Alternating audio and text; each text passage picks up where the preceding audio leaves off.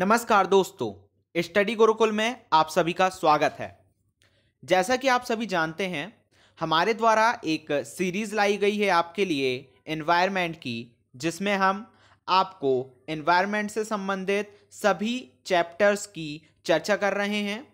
इसके अतिरिक्त जैसा कि आप सभी जानते हैं, आने वाले दिनों में सीटेट का एग्ज़ाम होने वाला है।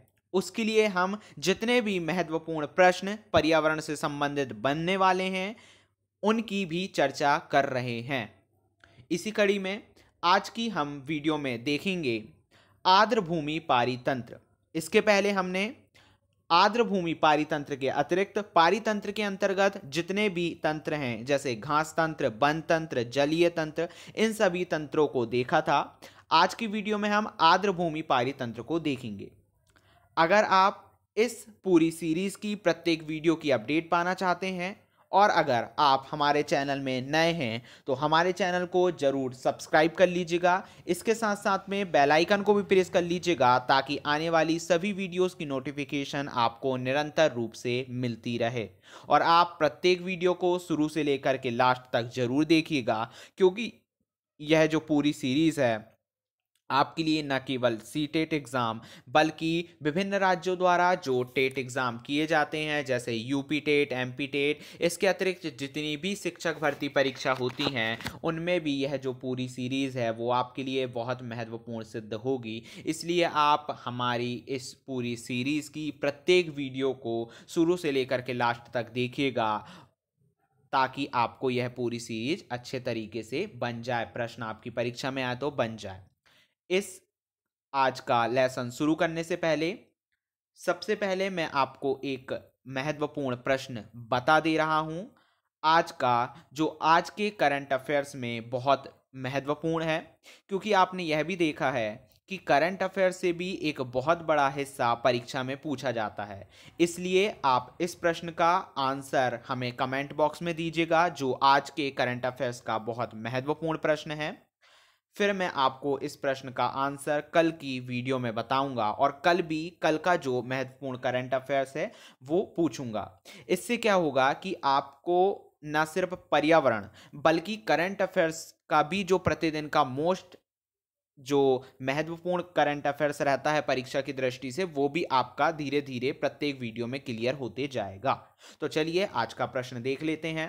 आज का प्रश्न है, भारत के सौरभ चौधरी और मनु भाकर ने 27 फरवरी 2019 को दिल्ली में जारी शूटिंग विश्व कप में कितने metre air pistol mix team event का स्वर्ण पदक जीता है?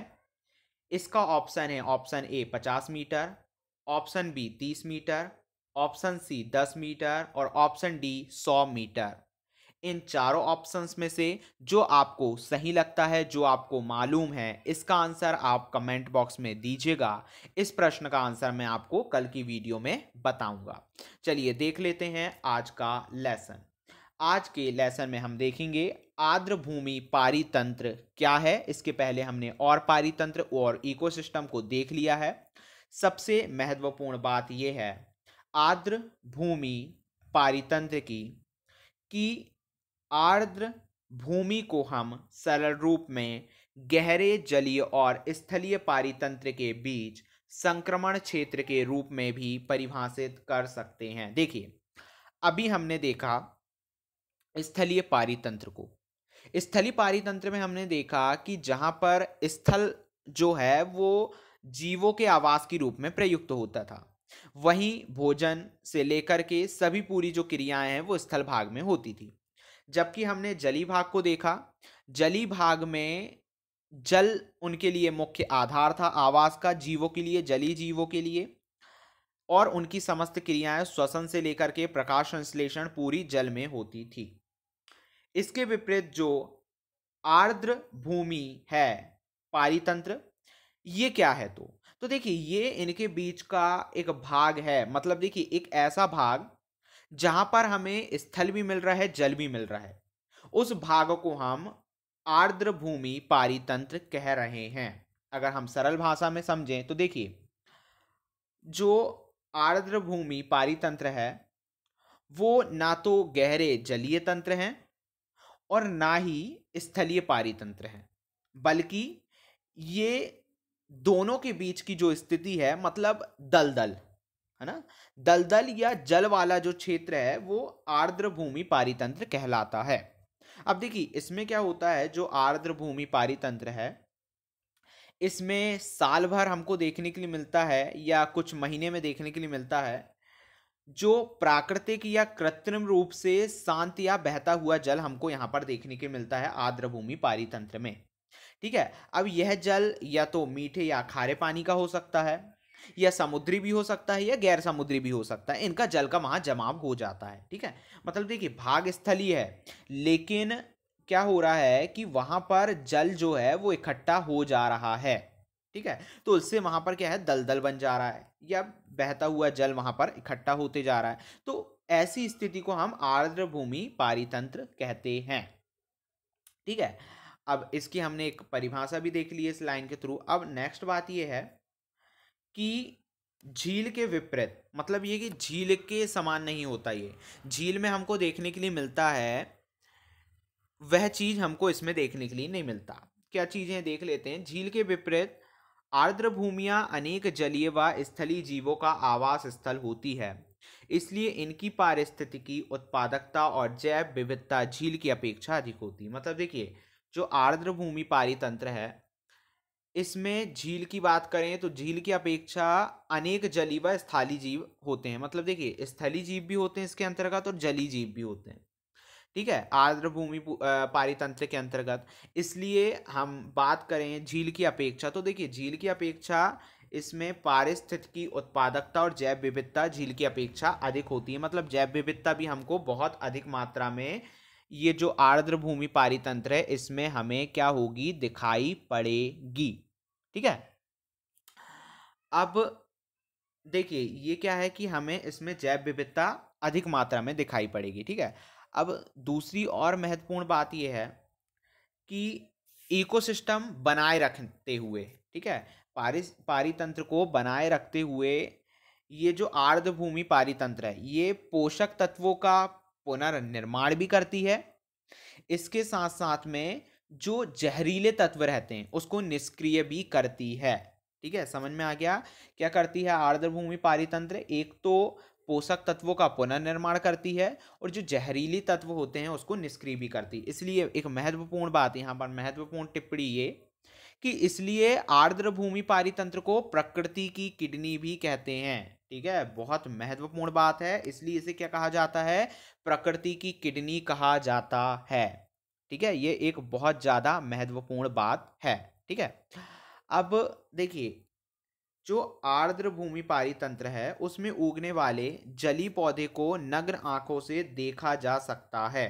ठीक है, जिसे मैक्रोसाइट कहलाते हैं। ठीक है, आर्द्र भूमि में उगने वाले जली पौधे जो हैं उनको नग्न आंखों से देखा जा सकता है, जिन्हें क्या कहा जाता है, मैक्रोसाइट कहा जाता है।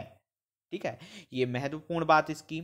और बातों को अगर हम देखें तो देखिए आर्द्र भूमि में इन सभी विशेषताओं के अलावा कुछ और विशेषताएं हैं जो देखने के लिए मिलती है कि आर्द्र भूमि पारितंत्र जो है वह बाढ़ के प्रभाव को कम करती है। ठीक है, अब देखिए जब आर्द्र भूमि पारितंत्र जो है या भूमियां हैं वह बाढ़ के प्रभाव को कम कर रही है, इसका मतलब ये कि मृदा अपरदन जो है उसको भी ये कहीं ना कहीं रोकती है ना, क्योंकि मृदा अपरदन तो बाढ़ आड़ के कारण ही होता है, तो इनको भी कहीं ना कहीं वह रोकती है। इसके अतिरिक्त और विशेषताओं की बात करें तो देखिए आर्द्र भूमि से होकर बहने वाले जो जल है उससे क्या होता है, जितनी प्रकार की अशुद्धियां होती हैं है ना, और जो भी अन्य दूषित या प्रदूषित जो कीचड़ होते हैं है ना, वो क्या होते हैं, कीचड़ में ही फंस जाते हैं, है ना, जो भी प्रदूषक होते हैं, अशुद्धियां होती हैं, वो कीचड़ में फंस जाती है आर्द्र भूमियों के कारण। ठीक है, तो इससे क्या होता है कि जल जो है वो अपने आप शुद्ध हो जाता है। ठीक है, मतलब देखिए एक नदी है कह लो, नदी में आर्द्र भूमियां हमें बीच में पड़ गई, बहुत सारे संक्रामक चीज़ें हैं, प्रदूषक चीज़ें हैं, अशुद्धियां हैं, तो वो क्या होती हैं कि जाते जाते उसमें फंस जाती हैं, है ना, आर्द्र भूमिया में। तो इससे क्या होता है कि जो जल है वो छन करके आगे चला जाता है, तो इससे हमको जल शुद्ध मिलता है। ठीक है, एक महत्वपूर्ण बात ये हो गई। अब एक महत्वपूर्ण बात और ये कि आर्द्र भूमियां या तो अंतः स्थलीय हो सकती हैं या तो तटीय। ठीक है। उल्लेखनीय यहाँ पर यह बात है कि भारत में अंतः स्थलीय आर्द्र भूमि का कुल क्षेत्रफल तटीय आर्द्र भूमियों की कुल क्षेत्रफल की तुलना में अधिक है। मतलब देखिए, जो अंतः स्थलीय आर्द्र भूमि है वो तटीय आर्द्र भूमि की तुलना में हमारे देश में कम अधिक मिलती है। ठीक है। अब देखिए, आर्द्र भूमियों की बात करें तो हमने देखा कि आर्द्र भूमियां दो प्रकार की पाई जाती है, पहला अंतः स्थलीय और दूसरा तटीय। ठीक है। अब हम समझने वाली बात है कि अंतः स्थलीय मतलब किस टाइप की और तटीय मतलब किस टाइप की। देखिए, अंतः स्थलीय मतलब जलाशय है ना, तालाब है, झील है, गोखुर झील है ना, कीचड़ युक्त है, दलदली भूमि है, ये सब अंतः स्थलीय कहलाती हैं। जबकि अगर हम बात करें तटीय की, तो तटीय में हमको देखने के लिए मिलेगा लैगून, है ना, खाड़ी, क्रीक, प्रवाल भित्तियां, ठीक है, जलीय कृषि, ये सब तटीय के आर्द्र भूमि के अंतर्गत आती हैं। ठीक है। तो ये हमने देखा आर्द्र भूमियां क्या हैं और आर्द्र भूमियां की प्रमुख प्रमुख विशेषता, इसके क्या प्रकार होते हैं। अगली वीडियो में हम और कुछ महत्वपूर्ण जानकारियों को देखेंगे जो परीक्षा की दृष्टि से बहुत लाभकारी आपके लिए सिद्ध होगी। अगर आपको यह वीडियो पसंद आई तो वीडियो को जरूर लाइक कर दीजिएगा। इसके साथ साथ में बेल आइकन को भी प्रेस कर दीजिएगा ताकि आने वाली सभी वीडियोस की नोटिफिकेशन आपको मिलती रहे। और कमेंट बॉक्स में ज़रूर बताइएगा कि यह वीडियो आपको कैसी लगी और आज की क्विज का प्रश्न का आंसर भी आप ज़रूर ही दीजिएगा। धन्यवाद। कल की वीडियो हम देखेंगे।